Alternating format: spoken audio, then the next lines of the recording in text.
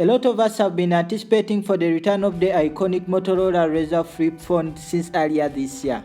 But since other phones like the revamped Nokia 3310 and Banana phones had made a comeback, there is just a few things, at least on paper, that raises a red flag.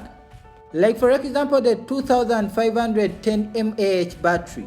Well, technically, it's two batteries, one in each half, that add up the 2510 mAh.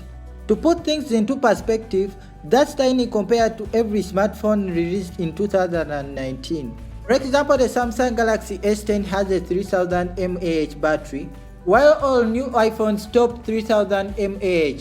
The 11 Pro boasting a 3969 mAh battery. The Google Pixel 4 is probably the closest with a 2800 mAh battery. And in my testing delivered mediocre results, it's sputtering out at around 10 hours and 38 minutes. When I was reading the Verizon's press release, not much was said about its battery life other than it being with a turbo power charging.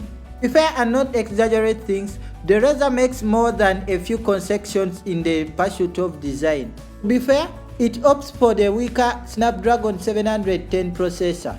Motorola says that this was a deliberate choice to lengthen its battery life, and also to enable its super thin design to prevent heating issues. But honestly, no hands-on tests had enough time to see how far that teeny battery can go. Running down the specs, it's clear Motorola had to compromise with mid-range components just to keep the thin design.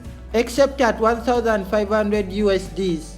I'll buy this phone, but certainly it's not priced like a mid-range phone.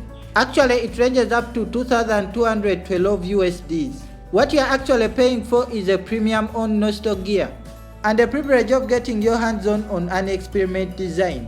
Guys, this thing is shipping Android Pie along after Android 10 has been launched with no promises of Android updates from Motorola. Chances are you and I want our new phones to last at least for the coming 2 years. It seems not terribly promising to trust a thinner than average battery and a weaker processor to be future-proof in the slightest way. I know all of you think it seems it's premature to side-eye the new Razr, but for my personal reason, except it's going to crack down up to 1500 USDs, I'll buy this phone. But you can also say your thought in the comment section right below about this phone, and also if you like this video, don't forget to drop likes on it and also turn on the notifications bell and subscribe to my YouTube channel for the support. And with that said, till next time, bye.